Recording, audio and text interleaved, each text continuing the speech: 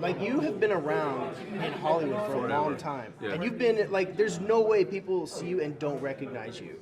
Do you get like, do people just stop you in the street on a regular basis? All the time, and it depends on like where they're from. It's either Blood In, Blood Out, Clear and Present Danger, Breaking Bad, Major Crimes, The Closer. What about Training Day? Training Day, dude. I mean, you have like the signature line from Training Day. Yeah, you'll get your shit pushed in.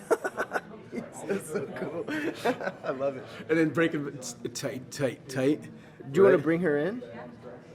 Please. I don't want to hone in. Oh no, come on. This is I like wanna it hone is. in, but I'm being told. It's an evolving interview, so Okay, we're bringing okay. you in. So Linda Cardellini, Hi. it's amazing to have you here. Thank you. So we have Linda.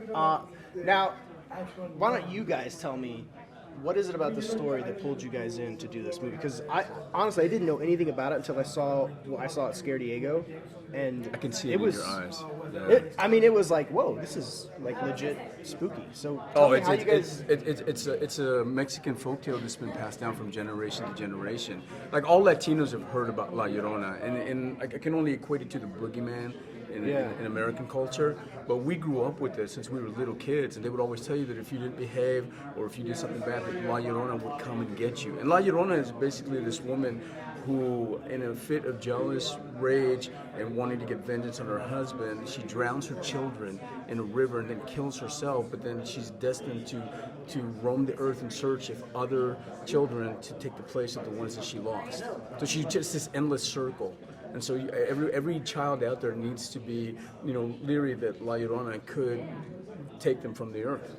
So is that something where you would be like it's used like, hey, like La Llorona, she's gonna come get you if you don't.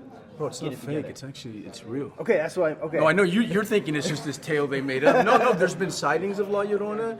There's been dead children in Mexico, in the U.S., and there's been unexplained occurrences, natural phenomena, and I said, like, we grew up with it. So you ask anyone who's Latino, and they will tell you about La Llorona. Okay, Raymond is scaring me, so we're gonna talk to Linda now. Raymond has me freaked out. So Linda, now tell me about your part in this film. I play a social worker who thinks that she's, has all the best intentions and goes to talk to Patricia's family because she's got 2 little boys. She's a single mom. I'm a single mom. I'm a widow. And I go to her house to check on her, and something's clearly wrong. Everything's weird. The kids don't look good, and I try to help, but everything I do just makes things worse, and then sort of comes after me and my family, and then I enlist the help of anybody, somebody, please help me, because this is terrifying. That would be amazing. And then and then this is what I'm left with. Right? I mean, if you get Raymond Cruz to come help you, that's not a bad thing. No, I know, it's great. It was really fun. It was really fun to play, and reading the script, I didn't really know the story, and that to me was what was appealing. That I didn't know it, and yet so much of the world does know it. Right. See, I knew it from the title. Yeah. So you just got the script, you're like, in. I read it, and I liked the part because I play an ex-priest. You just read the title. Yeah, but I knew what it was about just by in. reading the title, just the name. It's like if you said Frankenstein or werewolf or Dracula, you get an idea and you know what it's about. Well, I played the part of an ex-priest who's a curandero who helps Linda and aids her in salvaging the souls of her children and protecting them from La Llorona. And it's some serious shit. Yeah. So Yeah. So this is your first horror film, right? Yeah. I mean, I think early on I did a small part in one, but nothing like this at all. And I've sort of just not done them. And then it was a kind of an amazing opportunity. New Line's so good at it. Yeah. I think and James Wan has sort of carved his own niche. And the idea of doing this, and it's a small movie. Our movie's much smaller than the other ones. It's a smaller budget, and it's set in the 70s. And I just thought there were so many elements to it, and plus, it was fun to be able to be sort of to have like the center of the story to be about this woman trying to save her children. I found something like really primal and interesting about that, and also I had never really done it, so I thought, well, it's about time to do something like that, right? This sounds good, and it was really physical and exhausting and awesome and fun, and I'm proud of it. It's exciting. Yeah, And you got to do 70s hair as well. Yeah, this is a little leftover shag that I got. she looked great with the 70s hair. Yeah, I got some 70s, like some And her bell bottoms. turtlenecks. Turtleneck, yep. We don't want to bring turtlenecks back, so we can just. Yeah, somehow I end up with turtlenecks quite a bit. It's like, it's a thing. I don't know why. So now you told a story last night that was pretty freaky about the bracelet. Yeah, bracelet. Can you just give us that story again? Because Sure. not everybody got to hear that, and that Okay, this will freak you out. Linda is afraid right now. I don't know if you can see it. I in her didn't know. eyes. I was there when this happened, She was there. and I saw Oh, so it you saw. break, but I didn't realize what it was until he started telling the story, and I'm so glad I didn't know because it would have scared them. So this You know what bracelet. I mean, the hair on the back of my neck is. Yeah, this bracelet, it's used to protect you against negativity and negative energy. Now, I wore it coming into the movie because... Not this one, Well, yeah, not this particular one, but it was one just like this. but this is a replacement. This is a replacement. No, it is a replacement because what happened was we were shooting a scene where I'm battling the monster and the energy of La Llorona, and I had my hand up like this to the light. And what happened was, I'm not touching Super intense scene. Yeah, super intense, emotional.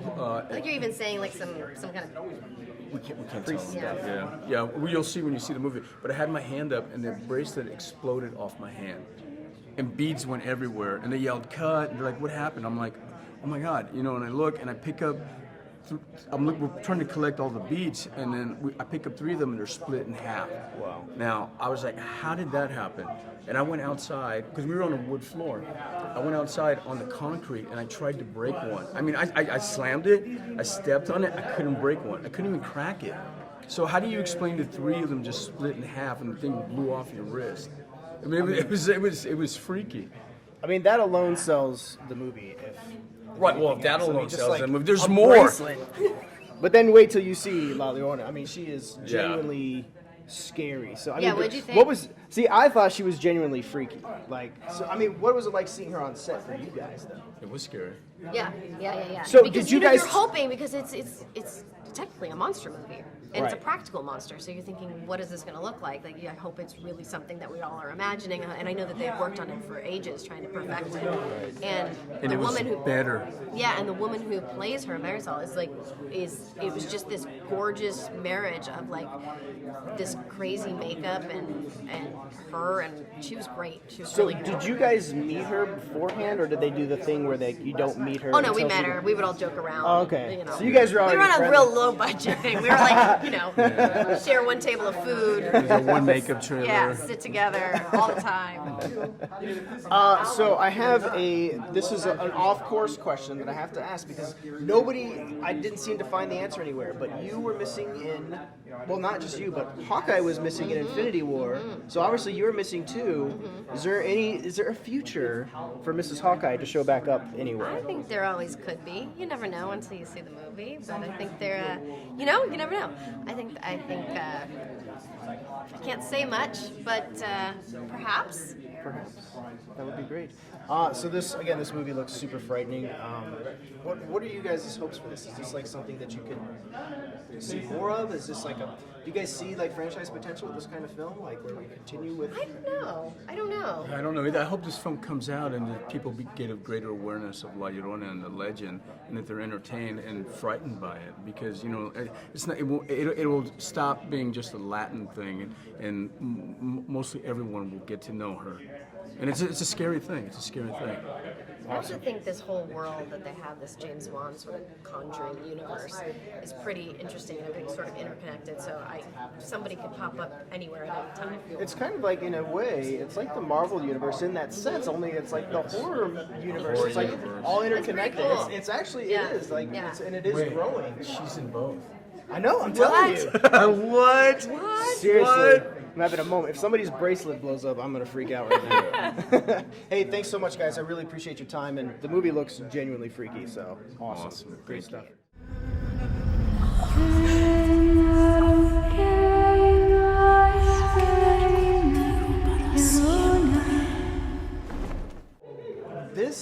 We saw a lot of this last night at Scare Diego, enough to like scare the crap out of us. How did you get involved in this? How did you hear about this, and just how did it come together? Because it's not a familiar kind of folklore for everybody.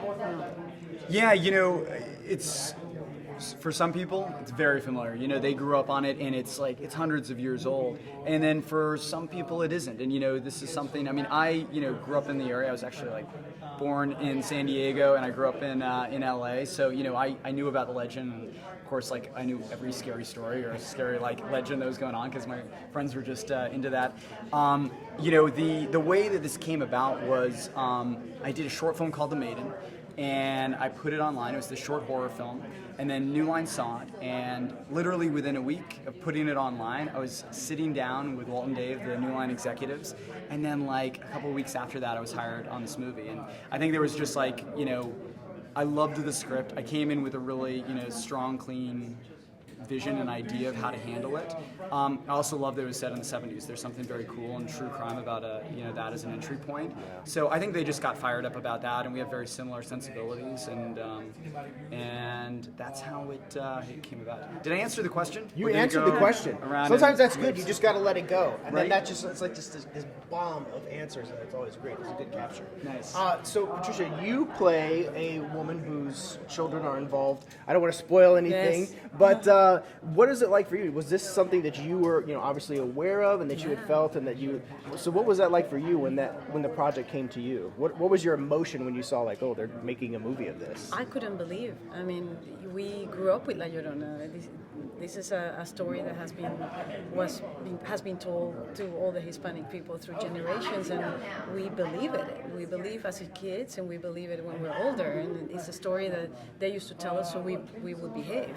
I have not told a story like that to my daughter because I don't want to scare her so much, but I do have to say that I believe in it. So when I read the script, I thought it was about time that it would get done, but it would get done in such a way that is respectful to the original story itself, to the culture, because then we become, it's almost like we become the eyes of the Hispanic culture, in making sure and guarding that it was done okay. But the way Michael had envisioned it in the script, and it was written in the script, it's so nicely done that once that was okay, that's out of the way, we know it's done respectfully now, let's really dig into this incredible character. And we've had signs throughout the process of shooting, and for me personally, so I definitely feel like the story will come across and people will get really scared. Yeah, Raymond. When we talked to Raymond, he wouldn't let me even think for a second that it was folklore. He was like, "No, it's real." Oh yeah, yeah. No, it is. Ray totally is a believer. Real. He is totally a true believer. Yeah, it's totally and real. honestly, I came in a skeptic, but there was so many strange things that happened. Honestly, the entire crew believes that the house that we were in is haunted, or there's bad mojo there. Yeah. There's, we had weird, incidents there. Everybody on the crew got super sick, and we had to shut down. It was an insurance claim, and even our executive, Walt was saying, he's done, 20 movies or something. He was like, we've never made an insurance claim like this. Our kids, the two leads in the movie, both got pneumonia. Yeah. Super It was bad. creepy. Yeah. It was bad. Yeah. There were all kinds of things happening while we were shooting.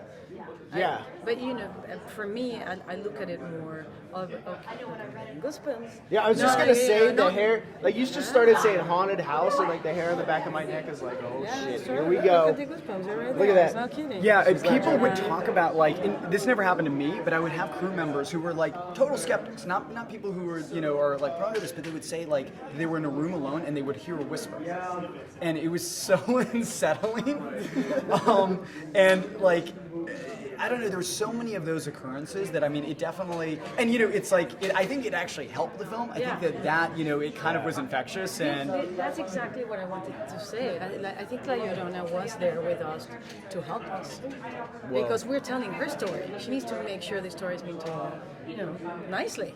That scares And I me think even that's what more. She did, 100%. She wasn't there to scare. She was there to give us enough to understand her, and also to make sure her story was done correctly. Right.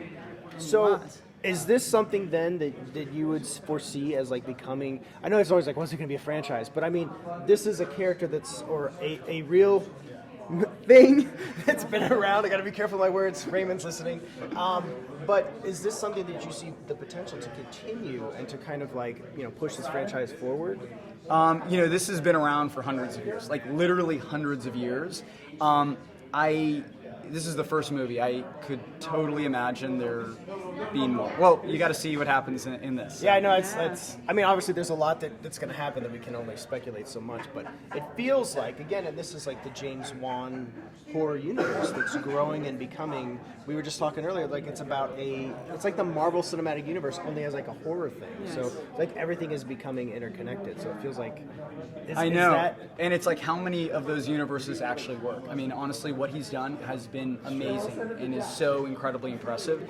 And I think honestly, it comes down to him. He is an amazing guy. He loves horror, and he also just loves movies. He is so supportive of everyone around him, all the directors that he works with, and you know, he really helps them, you know, both in getting the support and the focus of the studio, which is so incredibly important. It's so hard to like, you know, rally people together, and when you have someone who has like as much success and great sensibility as him, it really is amazing to have him in your corner.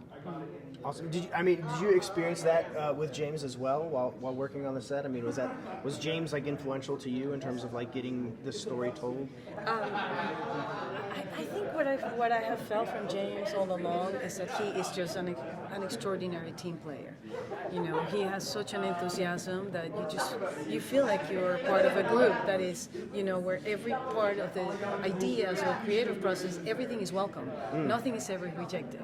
And when you are among this creative group of people where you can also give some of your creativity and that is welcome, then you feel like, oh wow, it doesn't really happen that often. So that, I think James, you know, does it. Yeah, great.